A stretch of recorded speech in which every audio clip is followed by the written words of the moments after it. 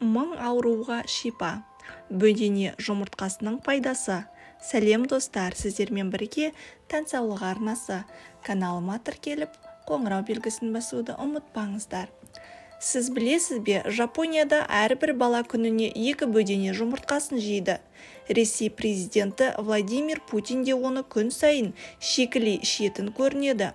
Ал тарихқа көз жүгіртсек, Шыңғыс ханның өзі жаралы жауынгерлеріне жұдырықтай ғана бөдененің жұмыртқасын ішкізіп, аяққа тұрғызған екен.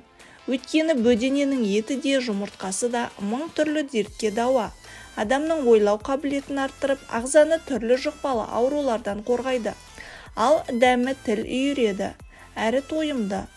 Дәлірек айтсақ, кәдімгі тауық жұмыртқасына қарағанда 1 грамм бөдене жұмыртқасы құрамында А және Д дәрумендері 2 есе көп деп жазады Муслим KZ. В тобындағы дәрумендер де анағұрлым, яғни 6 есе фосфор, калий және темір 4-5 есе жоғары. Бұл диеталық өнімде мыс, кобальт, никотин қышқылы мен амин қышқылы да мол. Тағы бір дәлелденгені, бөдене жұмыртқасы тауықтардыңкіне қарағанда микробтардан таза келеді. Бұл ғалымдарды әлі күнге дейін қайран қалдыруда. Өнімнің ең басты ерекшелігі өз қасиетін жоймай ұзақ сақталуында. Бөлме температурасы жағдайында айға жуық, ал тоңазытқышта 60 тәулікке дейін сақтауға болады. Бөдене жұмыртқасының емдік қасиеті. Мамандар бөдене жұмыртқасын әсіресе балаларға, қарттарға, аяғы ауыр және емізулі баласы бар әйелдерге, сырқат және әлсіз жандарға жиі тұтынуға кеңес береді. Себебі бұл өнімнің адамның иммунитетін көтеріп, сергітетін қуаты мол. Нақтыласақ, бөдене жұмыртқасы мынадай ауруларға таптырмас ем. Бас ауруына, демікпе мен туберкулезге, қан қысымының көтеріліп және түсіп кетуін реттейді. Бүйрек, өкпе, асқазан, ішек ауруларын, асқазан жарасын жазады. Фосфор, калий, темірдің әсерінен есте сақтау қабілеті жақсарады. Анемияға, сәуле ауруларына, бөртпе мен диатезден құтқарады. Салқын тию мен тұмауға, бұлшық ет пен сүйектерді қатайтады. Баланың есте сақтау қабілетін арттырады. Диета кезінде арықтауға, ағзаның қалыпты жұмыс істеуіне көмектеседі. Радионуклеидті тұздар мен ауыр металдарды ағзадан тазартады. Адамды жасартатын қасиетке ие. Бөдене жұмыртқасының құрамына кіретін тирозин мен амин қышқылы косметика саласында ең қатты өнім саналады.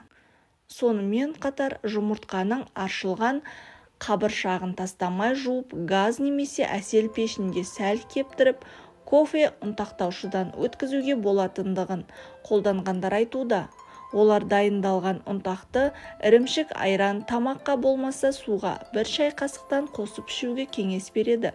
Өйткені оның құрамында 90% кальций мен 27 микроэлементтер бар.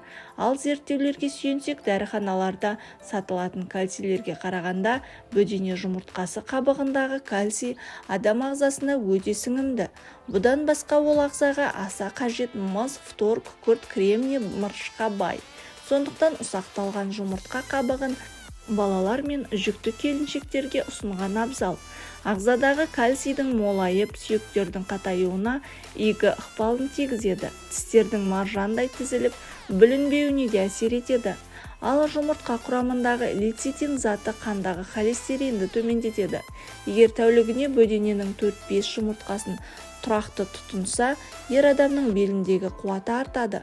Бірақ та жүрек дертінің атеросклероз түрімен ауыратындар мен оның алдын алушылар бөдене жұмыртқасын аз мөлшерде қолданғаны абзал. Жапондардан үлгі алсақ, экологиясы нашар аймақтың тұрғындары үшін бөдененің жұмыртқасы өте пайдалы екен. Бөдене туралы еліміздегі алғашқы ғылыми зерттеу жұмысының авторы Қазақ ұлттық аграрлық университетінің докторанты Мұхтар Байбатшановтың айтуынша, Чернобыль апатынан кейін ғалымдар апат аймағында радиациядан жапа шеккен балаларды бір орталыққа жинап тәжірибе жүргізеді. Бір топтың балаларына 1 ай бойына бөдененің жұмыртқасын шикілей ішкізсе, екінші топтағы балаларға жұмыртқа бермейді. Бір айдан соң жұмыртқа ішкен балалардың ағзасын тексергенде ғалымдар бөдене жұмыртқасы радиацияны ыдырататынын анықтаған. Мұрындарының қанауы, бас айналулары тоқтап, қандағы гемоглобиндері көбейген. Осыдан кейін көпшілік бөдене жұмыртқасын жаппай тұтына бастады. Ғалым, біздер бөдене жұмыртқасына тәжірибе жүргізгенімізде, оның дәрумендік құрамы тауық жұмыртқасына қарағанда 3-4 есе жоғары екеніне көз жеткіздік деп сенімді түрде айтып отыр. Ал мұны жапондар біліп қана қоймай, ұлт денсаулығын жақсартуға қолданғанын айтады. Тіпті мектеп жасындағы балаларға күніне 2 бөдене жұмыртқасы тегін таратылып беріледі.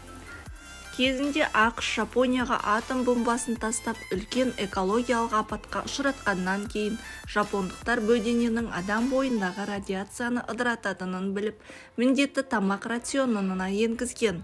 Сол кезде әрбір жапон баласы таңертең міндетті түрде бөдене жұмыртқасын шикідей ішетін болған. Осының арқасында жапон халқы денсаулығын түзеп, ойлау қабілетін дамытты. Бүгінде жоғары деңгейде дамыған мемлекеттердің көшін бастап келеді. Бөдене жапон халқын құтқарып қалды десек те болады, дейді Мұхтар Байбатжанов ақпарат құралдарының біріне берген сұхбатында. Жапондықтар бөдене жұмыртқасын тұрақты тұтынған науқастың қатерлі ісіктің өзінен тәуір болатынын дәлелденген көрінеді. Қазіргі уақытта Жапонияда бөдене шаруашылықтары да жақсы дамыған. Бұл елде жылына 19 миллиардқа жуық бөдене жұмыртқасы өндіріледі. Керек десеңіз, бөденені зерттейтін орталықтар, институттар құрылған. Сонымен қатар бүгінде Қытай, Үндістан, Германия және басқа да елдер бөдене ісін жандандыруға қатты көңіл бөлген. Бөдене жұмыртқасын шикілей, қайнатылған, қуырылған, пешке сусыз пісірілген күйінде пайдалануға болады. Оны түрлі салатқа қоссаңыз да өз еркіңіз. Ботқаға, картоп езбесіне немесе сорпаға да қосуға болады. Ең дұрысы, бәрінен пайдалысы шикі күйінде ішу. Сонда ол өзінің айрықша дәрумендерін сақтап қалады. Тоқ етері бөдене мен жұмыртқасы сырқат адамның жазылуына, дені сау адам үшін аурудың алдын алуға көмектеседі. Таза әрі табиғи азықты күнделікті қолдансақ, көп шығынсыз түрлі дертке қарсы тұра алатындай денсаулығымызды нығайтуға болады. Бүгінде ханның асы саналатын бұл өнім дүкен сөрелерінде толып тұр. Ендеше тұтынушылар қалағанша сатып алуына мүмкіндігі бар.